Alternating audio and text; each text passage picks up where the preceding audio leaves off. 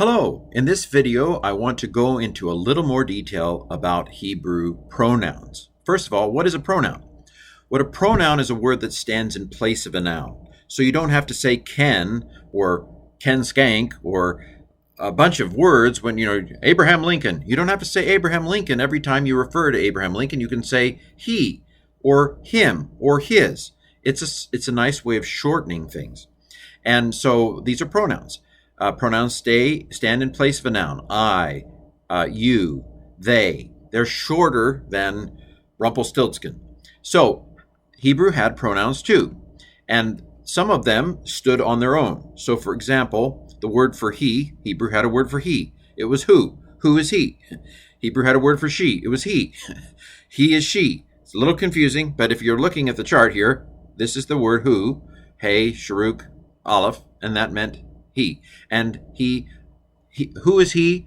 He is she. Me is who? Dog is fish. Anyway, you know what I mean. So ata is you singular in reference to a masculine singular. If I address you and you're a singular guy, not single, but singular, then I use ata. At is if I'm referring to you and you are a singular woman. Or a female, it could be a feminine thing, right? It could be a masculine thing I'm addressing or a feminine thing that I'm addressing. Gender doesn't match to sex, as we've said in a previous video. Ani is I. Also, anoki is another form of it. There are more than one. They're a little messy sometimes, these pronouns, because there were some options sometimes. But these will get you in the door. You don't have to memorize these, by the way, because the code will tell you. Interlinear Bible will tell you that it's a pronoun, and it'll tell you whether it's masculine singular, or second masculine singular, or third masculine singular, first. The interlinearbible.org underneath in the code will tell you its pronoun and what kind of a pronoun it is. And Blue Letter Bible will too. Once you get you look at the verse, you click on the tools, and it comes up with the verse, and you click on the word, and on the side it will tell you exactly what that word is. It'll tell you if it's a pronoun. So this is all icing on the cake. You don't have to have these memorized, but I'm trying to familiarize you with what some of the pronouns and how they work are in Hebrew. Hema.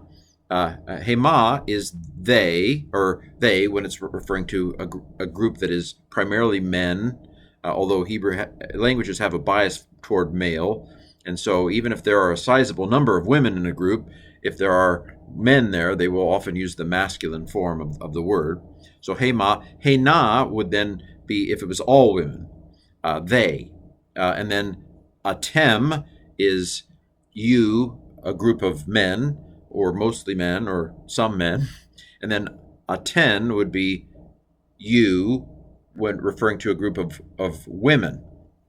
And then anaknu is we. So these are the pronouns here. There are some patterns I talk about in the chapter 9 of Biblical Hebrew for the Novice, is what this video is going with. The mems tend to be masculine, which makes sense. M is for masculine. It's coincidence, complete coincidence. And the nun goes with the feminine. Think of nuns being feminine. But see here again, mem, nun. So there's a tendency. Also, there's a tendency for tat, for the kamats, and then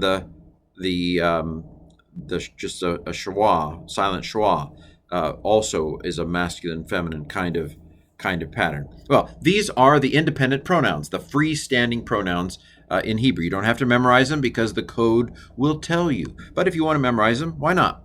Now, we've also said in a previous video that there could be suffixes that represented either a possessive suffix like his or an object suffix, him.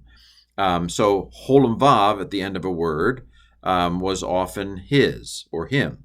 A hey with a mapik in it. I'm a real hey, like a real consonantal hey, not a mother of reading hey that's full of air. That could be her. Here's the ka, again, kamat's silent schwa pattern. This is your, masculine your, singular, your, feminine singular, your. And then for the plurals, kem and ken. Kem is y'all's, your masculine, and ken is y'all's feminine. Again, notice the mem, nun pattern. Same thing for their, masculine with a mem, their, feminine with a nun. Again, this masculine, mem, masculine, nun, feminine pattern also appears here. And then the kafs are often a second person singular realm.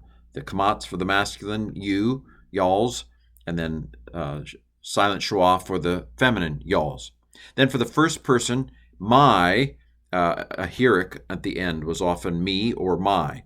And then nu, our, at the end, or us as an object suffix. Again, you don't necessarily have to memorize these because the code will tell you it's a pronoun or a pronomial suffix, and it'll tell you whether it's second masculine singular or third masculine singular or first common plural and that kind of thing. The code will tell you.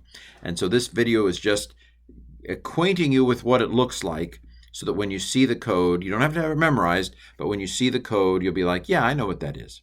So this has been a brief, very brief tour of pronomial suffixes in Biblical Hebrew.